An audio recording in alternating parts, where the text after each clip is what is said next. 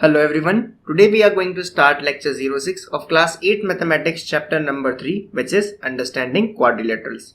In this lecture we are going to talk about properties of rhombus and properties of trapezium. So rhombus and trapezium were types of quadrilaterals which we have already studied. We have already seen properties of parallelogram. In this lecture we are going to talk about properties of rhombus. So we all know that rhombus is also a parallelogram. So all the properties of parallelogram are applicable to rhombus, plus rhombus has some property of its own. So let me talk about all of the properties in common. So what are the properties of rhombus? The first property, since it is a parallelogram, so the first property is opposite sides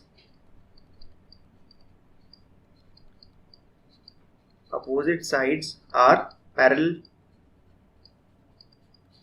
So the first property of rhombus is that opposite sides are parallel because it is a parallelogram. Second property is that opposite angles of a rhombus are equal.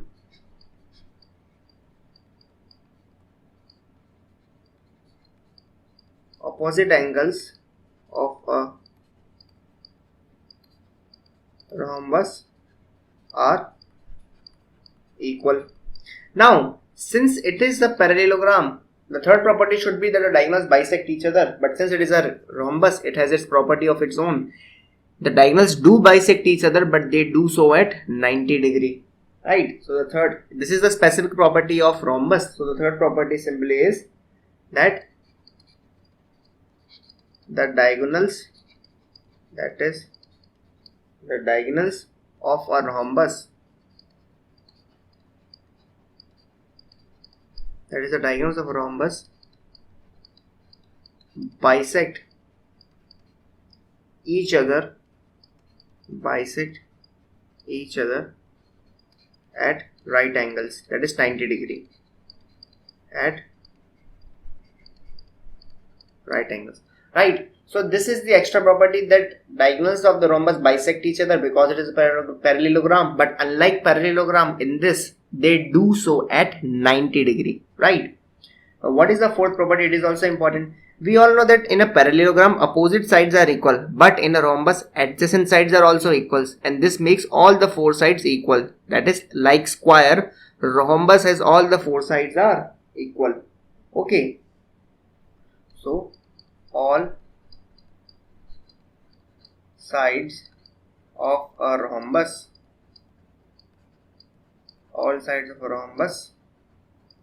are equal. That is, AB is equals to BC equals to CD equals to AD.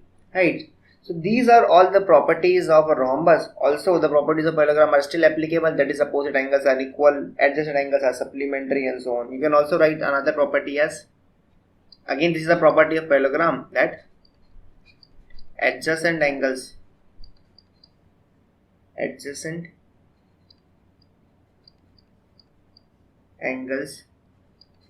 of a rhombus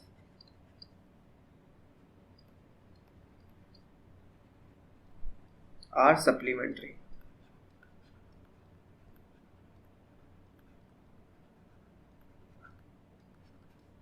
So this was all about properties of rhombus.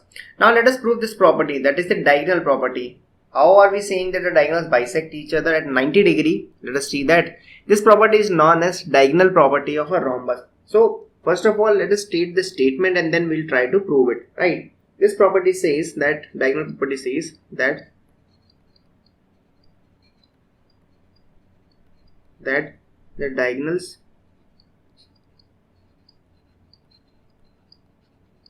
diagonals of a rhombus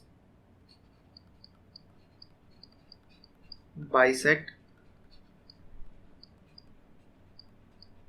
each other at right angles, that is at 90 degree. Right. So this is the statement. Now let us prove that. Let us take a rhombus ABCD.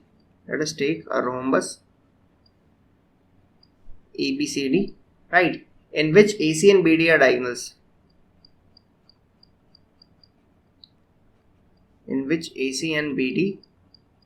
diagonals. Intersecting at point O. Right. So what we need to prove is,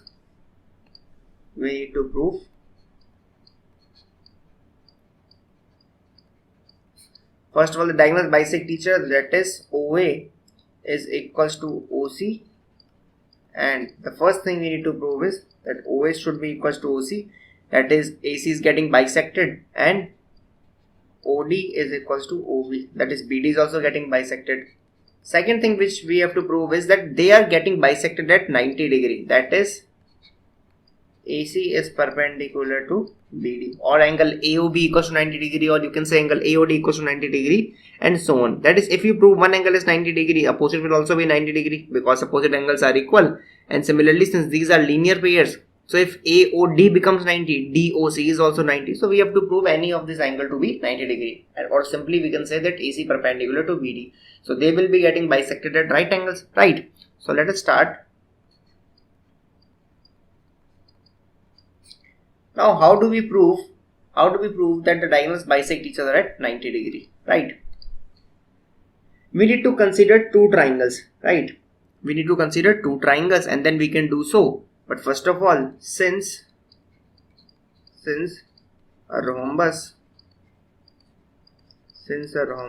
is a parallelogram, comma, so its diagonals bisect each other. So the first part is well proved, that since ABCD is a parallelogram, it is a rhombus, and rhombus is a parallelogram, so properties of parallelogram are applicable, and the property of parallelogram is that its diagonals bisect each other. So here also diagonals bisect each other, implies that OA equals to OC and OD equals to OB, right? So this was the first point, that the diagonals bisect each other. Now what we have to do is, we have to prove that AC is perpendicular to AB, so we can consider any two triangles, right? Take any two adjacent triangles. In triangle, for example, in triangle AOB and triangle AOD. Okay, what do we have? In these triangles, that is AOB and AOD, we have OA is equals to OA, which is common, right? OA is equals to OA, which is common side, you can clearly see. This side OA is common in both the triangles. Similarly, we have OB equals to OD. We have OB is equals to OD. How? We have just proved it, OB is equals to OD, right? O is midpoint of BD, proved in the first part. And then we have AD is equals to AB. AD is equals to AB. How? Because sides of rhombus are equal. Sides of rhombus are equal.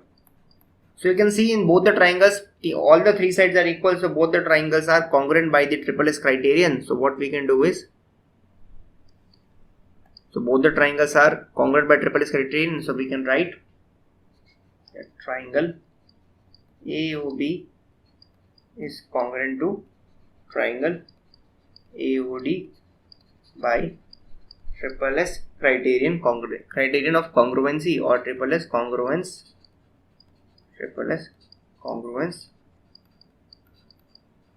criterion, right? So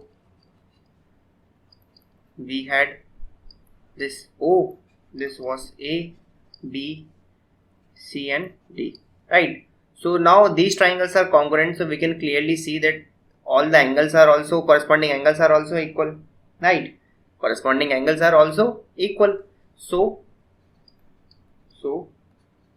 by CPCT, by CPCT we have angle AOD is equals to angle AOB. What is CPCT?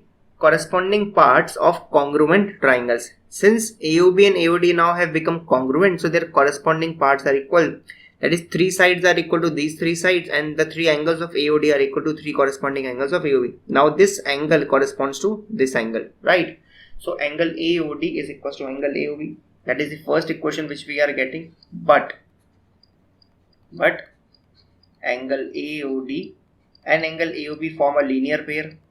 Since DB is a straight line, so this particular angle, that is this complete angle, is 180 degree. So angle AOB is plus angle AOD is equals to 180 degree because they are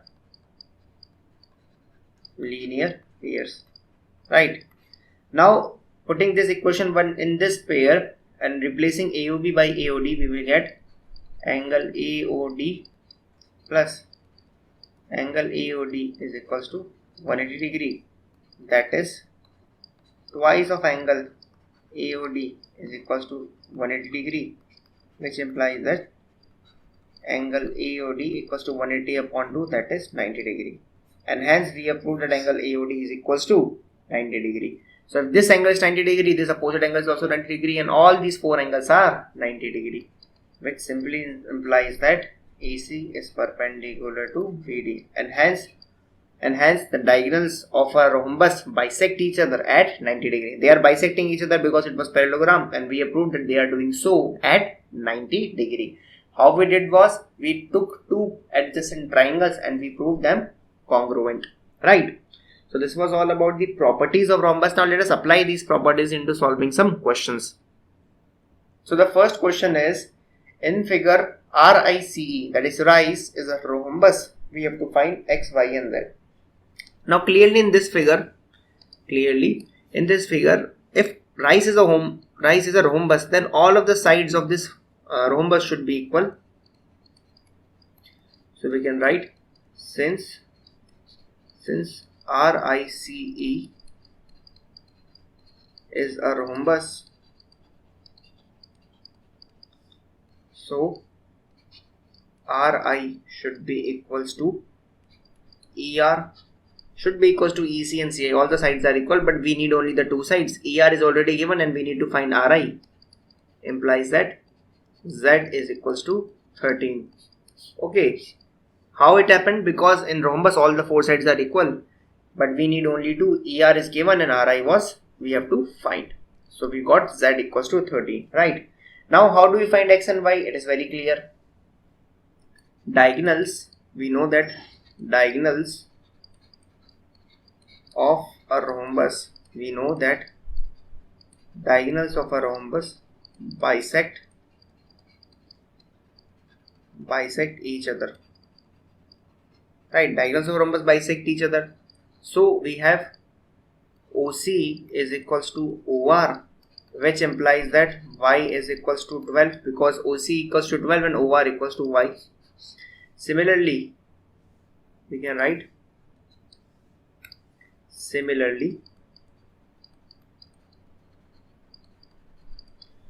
OE is equals to OY.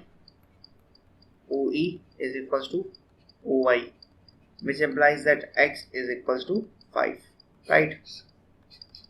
So in this figure, RICE is a rhombus and we need to find X, Y, Z. We clearly saw that Z is nothing but the side of rhombus, which is equal to all the other given sides, that is 13, and X and Y were the semi-diagonals or the half diagonals. So EI is getting bisected, so OI is equals to EO, and that way we got X equals to 5. Similarly, RC is a diagonal which is getting bisected at the point O, so OC is equals to OR, and that is how we got Y is equals to 12. So that was a very, very easy question directly on the properties. Let us talk about another question. This question simply says that ABCD is a rhombus, okay, and angle ABC, this complete angle, not the half, this complete angle I have shown in the figure, ABC is 56 degree. We need to determine ACD. What is ACD? That is this angle, okay. Now how do we do that?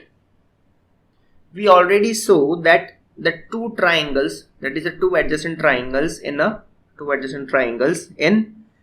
rhombus are congruent. We already show. Okay, so the corresponding angles are equal. Using this property, we can easily find out the value. Also, we know that this angle is 90 degree, right? Because the diagonals bisect each other at 90 degree, this angle is 90 degrees. So what we do is, since ABCD is a rhombus, angle B is equals to angle D, which implies that angle ABC, that is this complete angle ABC, is equals to angle ADC, is equals to angle ADC. How? Opposite angles of a parallelogram. Since they are opposite angles of a parallelogram, so they must be equal. which implies that angle ADC is equals to 56 degree, that which is equals to angle ABC. Now since AD is equals to 56 degree, so this angle came out to be 56, which is equals to this ADO and ADO plus COD. And we know that in a triangle, in a adjacent triangles in a rhombus, two corresponding angles are equal. So this simply means that this ADC is divided into two angles, angle ADO and angle COD, and these both angles are equal. Implies that angle ADO,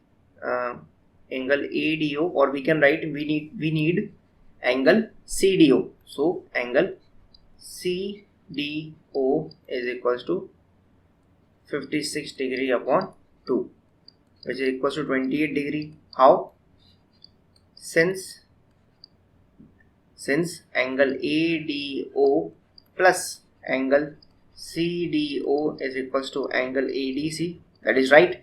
This angle ADC is formed by these two angles, that is correct, but these two angles are also equal, and since in the adjacent triangles are congruent, so angle ADO is equals to angle CDO.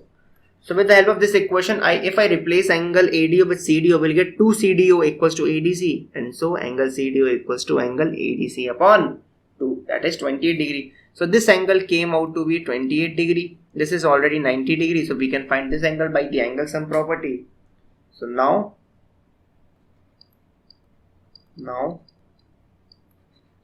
in triangle OCD, angle CDO plus angle COD plus angle OCD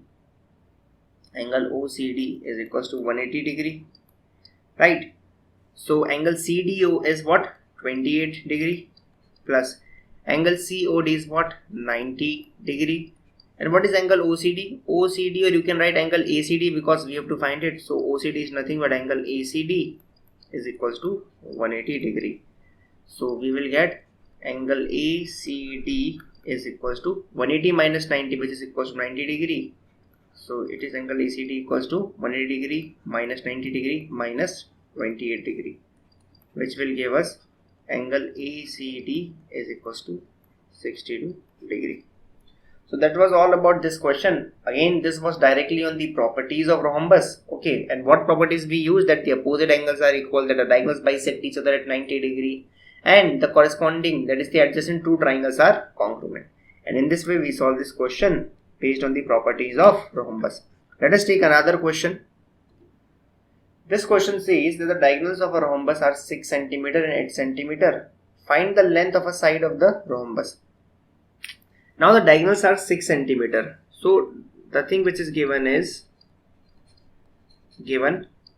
if ABCD is a rhombus, then diagonals are 6 and 8 cm. That is AC equals to 6 cm, and let us take BD equals to 8 cm. Right. So ABCD is a rhombus in which one diagonal, that is AC, equals to 6 cm. You can take BD also 6 cm. That is up to you. Okay. So AC equals to 6 cm and BD equals to 8 cm. Right. So in the rhombus, these are two diagonals. Now the question says find the length of a side. Since AC equals to, we can use since diagonals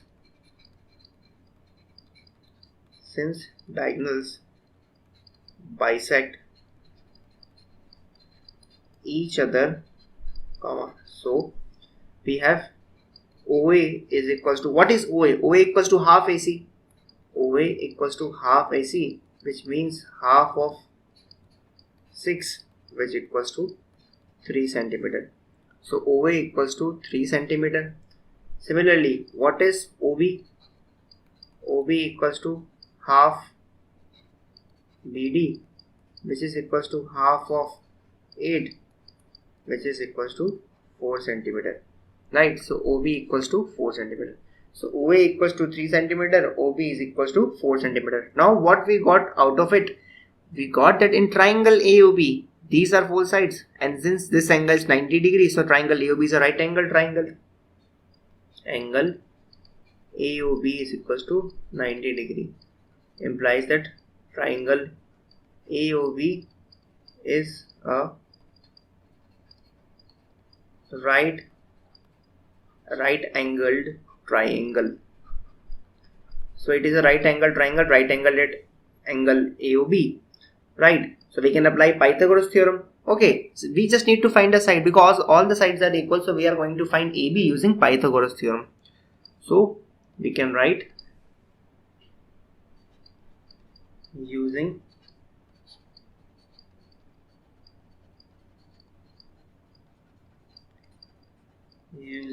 Pythagoras theorem, comma, AB square, that is hypotenuse square, equals to perpendicular square plus base square, OB square plus OA square. Now OB square is what? 4 square, and OA square is what? 3 square, which is equals to 16 plus 9, which is again equals to 25. So AB square turned out to be 25, which will give AB equals to 5 centimeter. Right. So we got AB as 5 centimeter. So the side of the rhombus is 5 centimeter because all the sides are equal. Hence the length of side of the rhombus is 5 centimeter. So this was all about this question. Okay, so now let us move on to the properties of trapezium. Right. Let us move on to the properties of trapezium. So if ABCD is a trapezium, we all know that the side AB is parallel to side CD, because that is the property of trapezium, or you can say that is the definition of trapezium, that one pair, only one pair, not both the pairs, but only one pair of opposite sides are parallel to each other.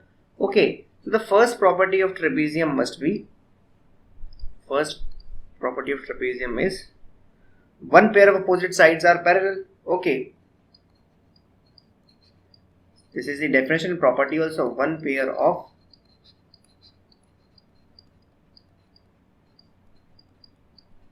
opposite sides is parallel. One pair of opposite sides are parallel. Okay, so this pair of opposite sides are what? They are parallel. AB is parallel to CD. Okay, the second property simply states that since they are parallel, so AD is what? AD is a transversal. So angle A plus angle T is equals to 180 degree, and angle B plus angle C is also equals to 180 degree. Right? Angles on the same side of transversal. The second property is angle B plus angle C is equals to 180 degree, and similarly angle A plus angle D, angle A plus angle D is also 180 degree. These are the angles on the same side of transversal. So these are the only two properties of a trapezium, right? Had it been the isosceles trapezium, you would also have angle D is equals to angle C, but in general case we are not assuming it to be isosceles, so these are the only properties of a trapezium, right? Also, if you want, you can draw perpendiculars from this and you will see that the height of trapezium will always be same because the side AB and CD are parallel. So this was all about the properties. So there is no property actually. These are the properties of parallel lines, and that is the definition that one pair of opposite sides is parallel. So let us try to apply these simple properties on some questions. This question says, in the following figure, ABCD is a trapezium in which AB is parallel to CD. Find the measure of angle C. That is a very easy question.